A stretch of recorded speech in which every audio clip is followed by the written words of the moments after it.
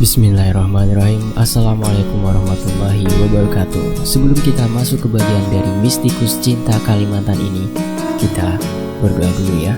A'udzu bikalimatillahi tammati misyarri ma khalaq. Bismillahirrahmanirrahim. Wa huwas samiul alim. Allahumma sholli ala sayyidina Muhammad sallallahu alaihi wasallam. Ini dia bagian berikutnya.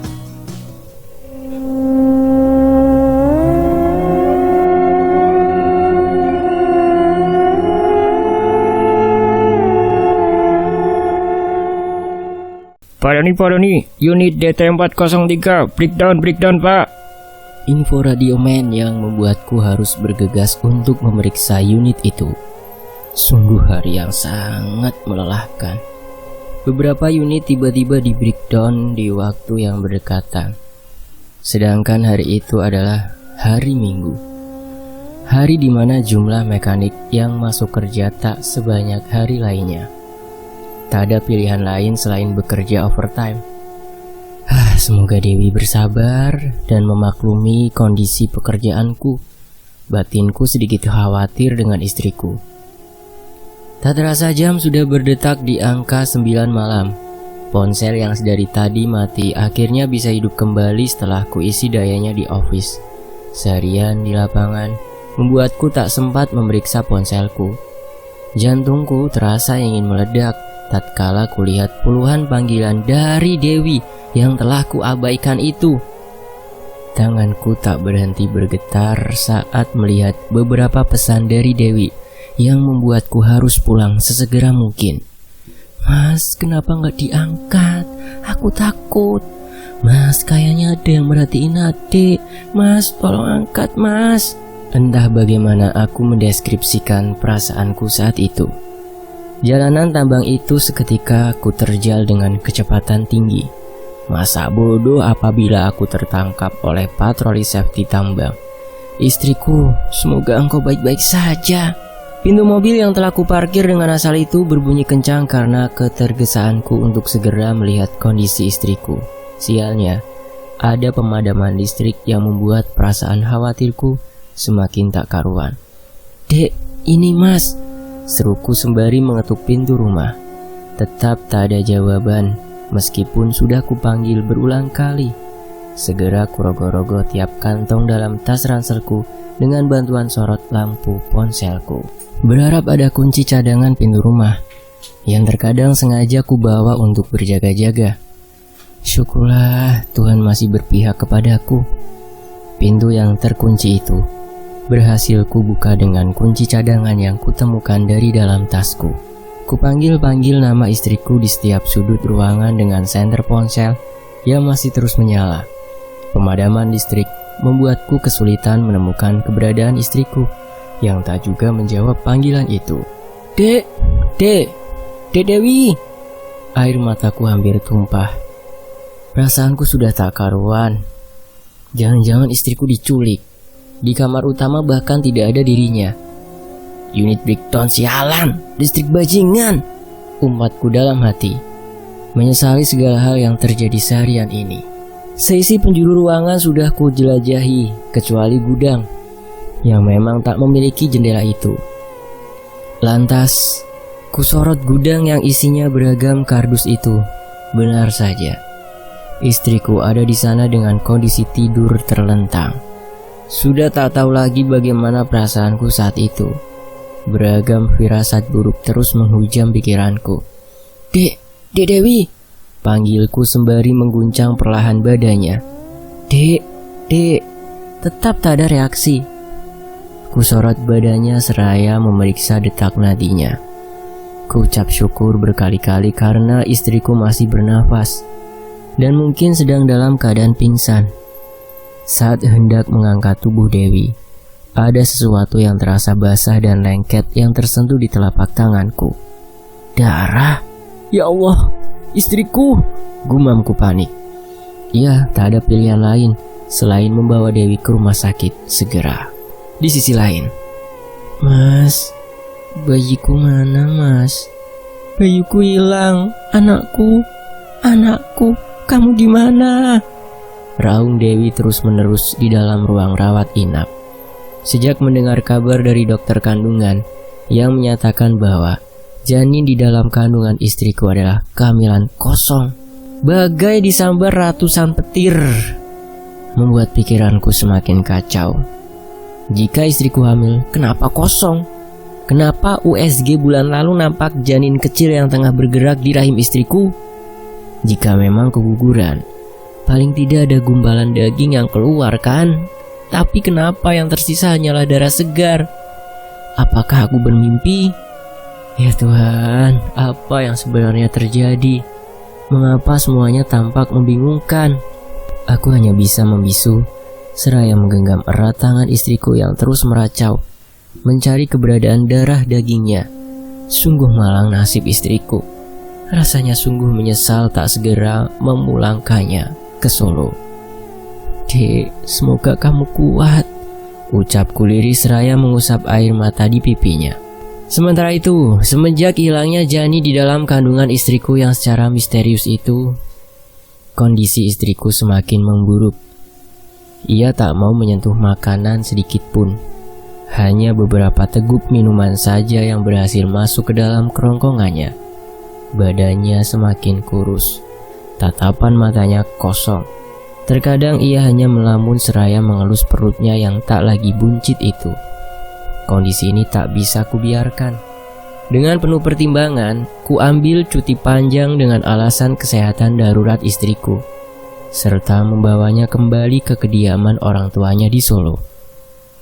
Dengan harapan istriku bisa menyembuhkan luka getir dalam batinnya itu. Lagi-lagi Tuhan memberikan pertolongan terhadap jiwa istriku.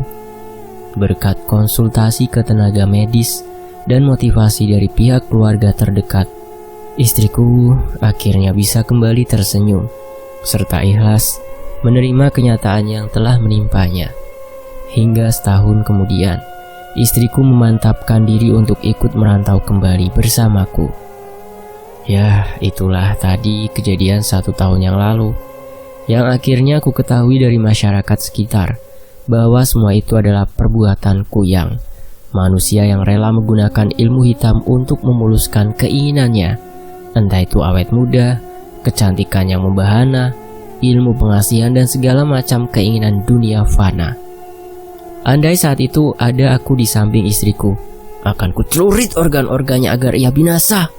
Di sisi lain, sebulan yang lalu, "Mas, bangun mas," seru istriku seraya mengguncang lenganku yang masih asyik menikmati tidur pagiku itu. "Mas hari ini off loh dek," jawabku ogah-ogahan dan masih enggan membuka mataku. "Iya, adek ngerti mas, lihat dulu deh mas," paksanya lagi. "Apaan toh dek?" Spontan mataku terbuka lebar saat kulihat 2 garis merah terpampang jelas pada alat pengatas kehamilan itu. Alih-alih terkejut bahagia akan kabar gembira ini, aku hanya bisa terdiam memandanginya. Pikiranku tiba-tiba melayang kemana-mana, khawatir setan manusia itu akan kembali mengusik kehamilan istriku lagi. "Dek, bagaimana kalau minggu ini kita pulang saja ke Solo? Mas ambil cuti tahunan," tegasku tanpa basa-basi. Mendadak sekali mas.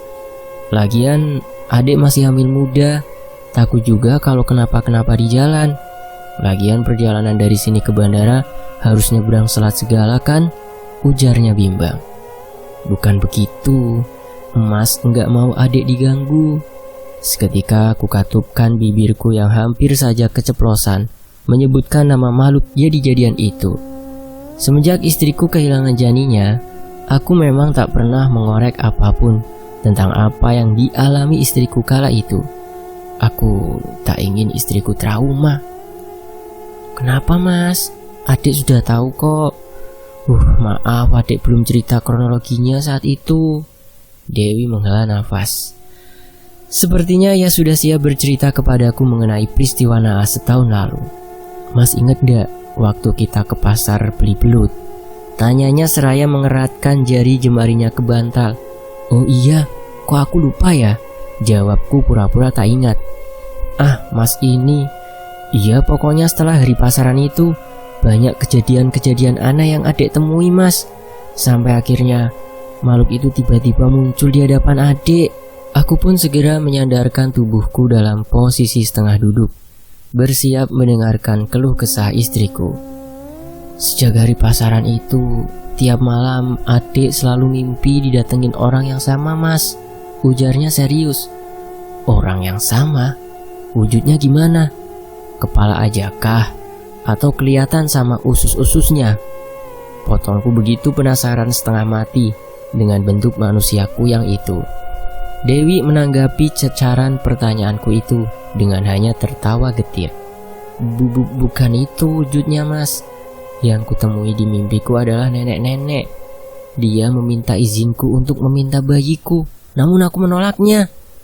Kenapa nggak cerita sama aku sih, Dek? Tukasku mendadak emosi. Mas mana percaya gituan kan? Lagian katanya pamali kalau cerita mimpi buruk sama orang lain toh. Balas Dewi sembari menepuk pipiku dengan jari telunjuknya. Terus gimana lagi, Dek? Nenek itu datang lagi ke mimpiku untuk yang ketiga kalinya. Namun di mimpi yang terakhir, ia meminta bayiku dengan lebih memaksa. Dan keesokan harinya, bayiku hilang, Mas. Aku benar-benar masih belum percaya. Mata Dewi mulai berkaca-kaca, dan aku berusaha menahan egoku untuk tidak memaksanya terus bercerita. Kupeluk raganya yang tengah sedih mengenang kisah lamanya itu. Selain mimpi-mimpi itu, tiap menjelang maghrib, ada yang suka mengetuk pintu, Mas. Tapi saat ku intip di jendela, tidak ada satu orang pun di depan pintu. Aku juga merasa ada yang terus memperhatikan gerak-gerikku saat itu. Tuturnya kembali setelah berhasil membasahi kaosku dengan bulir air matanya. Mendengar penuturan Dewi, rasa skeptisku terhadap makhluk jadi-jadian itu lambat laun semakin memudar. Ternyata makhluk jahat itu memang benar adanya. Lalu kenapa saat itu kamu bisa pingsan di gudang, Dek? Jadi itu aku sedang pipis di kamar mandi sekalian ambil wudhu, Mas. Entah kenapa tiba-tiba ada suara seperti bebek-bebek yang tengah minum air. Suaranya persis di dekat kamar mandi. Perasaanku tiba-tiba menjadi lebih tak enak. Lalu saat aku hendak mengambil air wudhu, aku tidak sengaja melirik ventilasi. Dewi tiba-tiba menghentikan ceritanya. Ia kemudian menatap rapat-rapat kedua matanya dengan kedua tangannya. Alih-alih ikut merinding, aku malah semakin emosi jiwa mendengar penuturan Dewi. Ingin rasanya ku maki makhluk itu dan meludahinya dengan galah tajamku. Di ventilasi, aku lihat dua pasang mata mengerikan sedang menatapku, Mas. Rasanya jantungku hampir lepas dari tempatnya saat itu. Aku menjerit spontan. Lalu tiba-tiba nampak semburat cahaya seperti kilat yang masuk melalui ventilasi dan mengejarku. Aku panik dan lari ke dalam kamar serta menguncinya. Saat genting itu, yang kuingat hanyalah kamu, Mas. Nalarku untuk meminta tolong kepada tetangga sudah tidak terpikirkan lagi. Hingga akhirnya semburat cahaya itu masuk kembali melalui ventilasi kamar. Aku berusaha kabur ke gudang, di mana di sana tak ada ventilasi dan jendela. Namun tiba-tiba listrik padam. Aku tak bisa melihat sekitar untuk mengunci pintu gudang. Setelah itu, aku tak ingat apa-apa lagi sampai akhirnya aku berada di klinik bersalin. Curhat istriku dengan derai air mata yang terus mengalir. Sudah, Dik. Lupakan semua kejadian suram itu. Semoga yang di dalam perut ini kelak bisa lahir dengan sehat dan selamat. Hiburku seraya mengelus dan memijat lembut punggungnya. Iya, Mas. Amin. Tuturnya berusaha mengusap air matanya. Jujur aku khawatir dengan kondisimu, Dik. Bagaimana kalau kita check up ke dokter dulu? Kalau nanti memungkinkan boleh terbang, kita pulang ke Solo ya. Tegasku supaya kejadian seperti dulu tak sampai terulang kembali.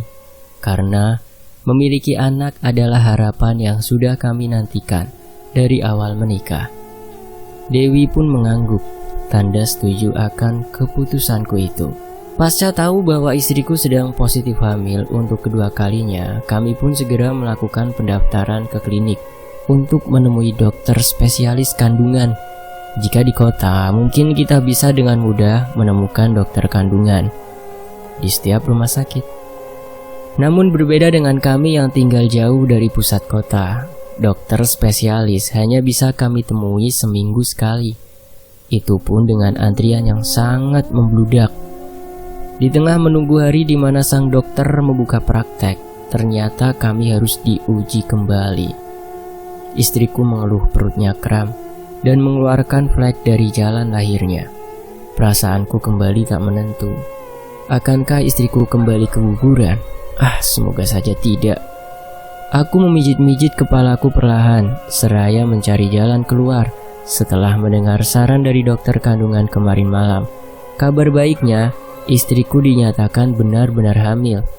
Flek dan kram Dewi disebabkan karena aktivitasnya yang terlalu berat, sehingga ia harus mengurangi kegiatannya atau bed rest total, agar gejala itu tidak terjadi lagi sampai kandungannya kuat.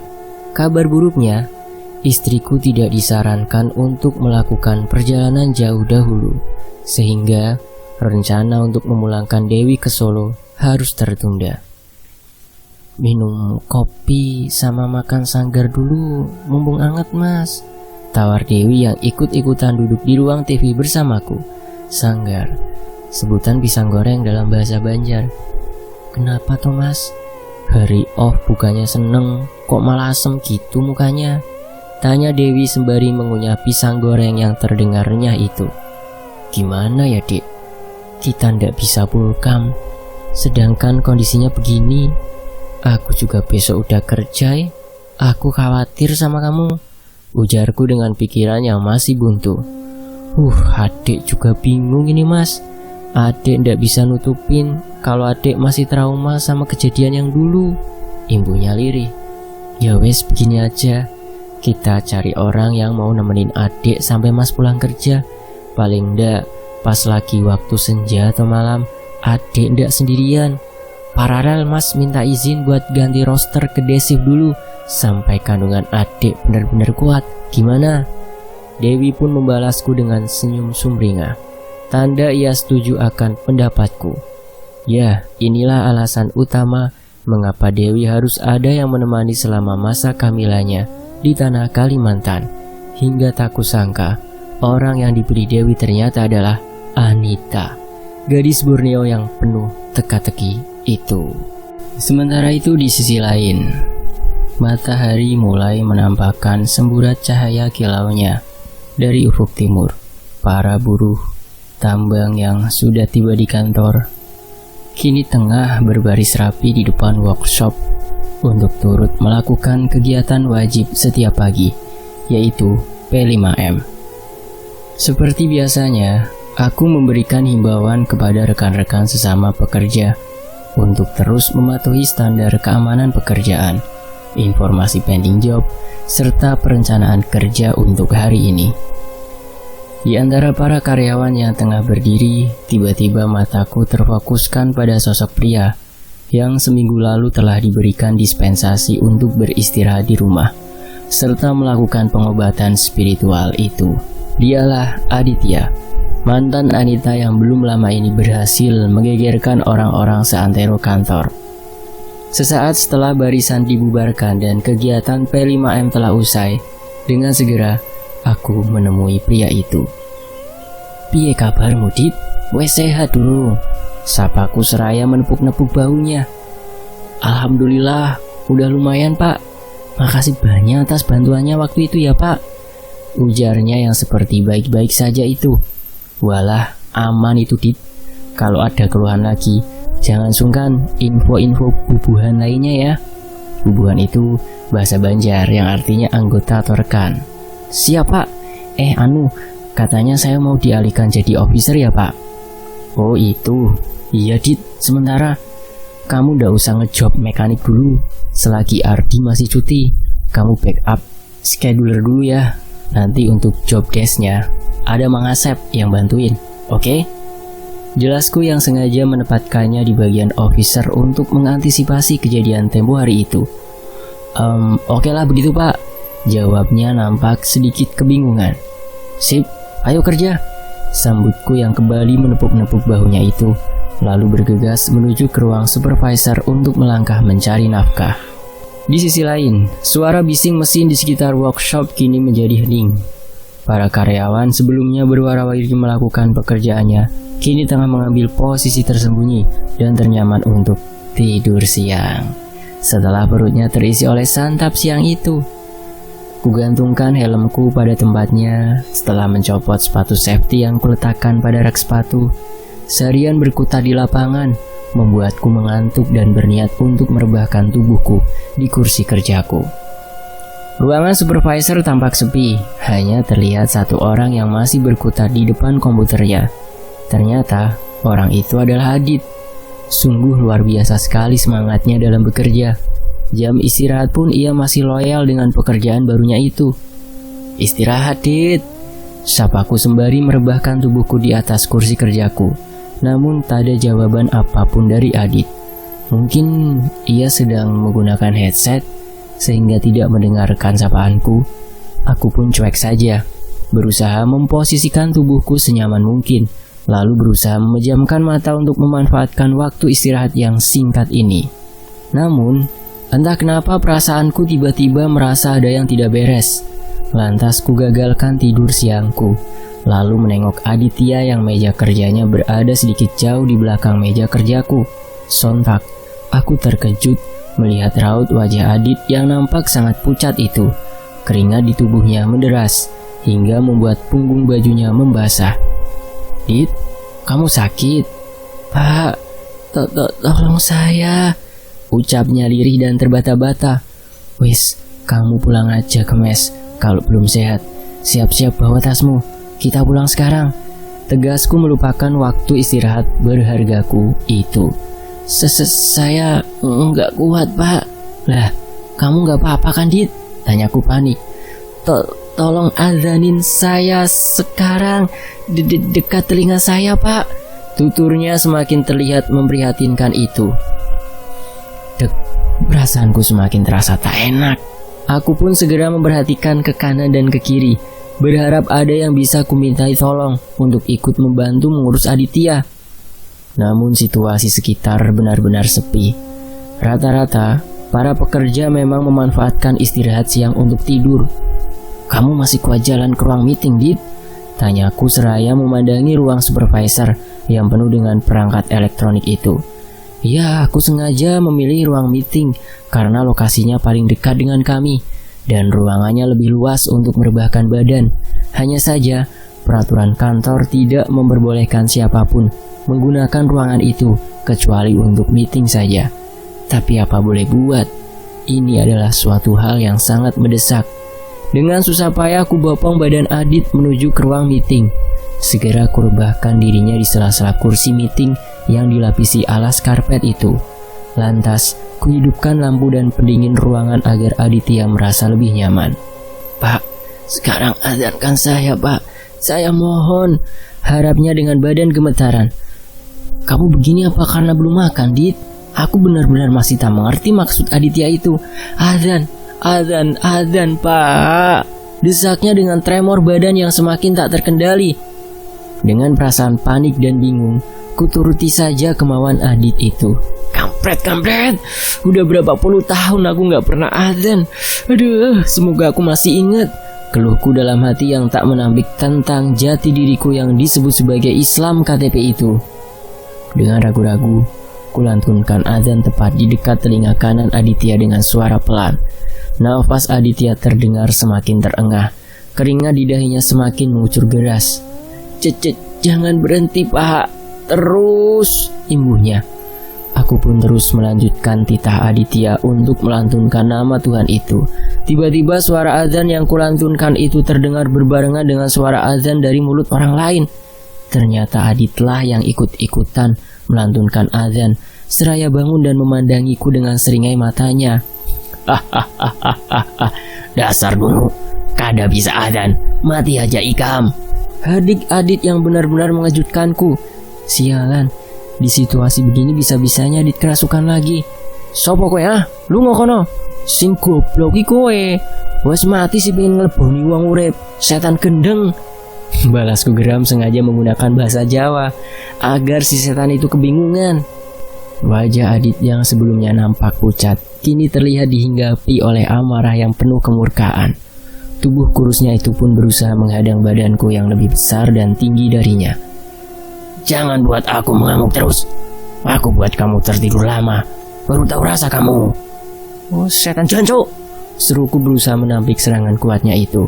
Meskipun aku tak merasa terancam dan takut akan hal yang menimpa Adit ini, namun tetap saja aku kebingungan menanggapi serangan fisik yang bisa jadi akan mengancam jiwaku ini. "Pak, jangan takut buat dilawan, Pak. Pukul saja tubuh saya nggak apa-apa," lontar Aditya masih dengan suara lirih yang tiba-tiba menjelma menjadi jati dirinya itu. Namun beberapa detik kemudian tubuh kurus itu berubah menjadi skuad baja dengan mulut yang tak berhenti meracau dengan bahasa Banjar yang tak mungkin bisa diucapkan oleh Adit yang berlogat medok itu. Serangan tubuh Adit kepadaku semakin menjadi. Kedua telapak tangannya kini sudah berhasil menjarahi leherku dengan beringasnya. Tekanan kuat mulai menghinggapi urat-urat leherku. Aku mulai merasa payah untuk menghirup sisa-sisa oksigen yang sangat kubutuhkan untuk menangkis amukan setan keparat ini. Tangan yang tengah mencekam leherku ini benar-benar sekuat besi. Dadaku semakin sesak. Tubuhku mulai kehilangan tenaga. Pun nalar di otakku sudah mulai membuyar. Sungguh ironis sekali apabila nyawaku melayang hanya karena kejadian ini. Di tengah kepasrahanku yang miris itu, tiba-tiba dalam sekejap cengkraman itu mulai merenggang. Seketika otakku pun segera mengirim sinyal untuk segera mengambil tarikan nafas panjang. "Pak, saya nggak kuat. Tubuh saya jadi rebutan, Pak. Tolong selamatkan saya." Bersambung. Nantikan kelanjutannya hanya di Fakta Sejarah. Sambil nungguin, teman-teman bisa mampir ke channel cadangan admin ya. Di sana ada cerita baru. Saya pamit. Wassalamualaikum warahmatullahi wabarakatuh. Sampai jumpa di bagian berikutnya hanya di Fakta Sejarah. Alhamdulillah.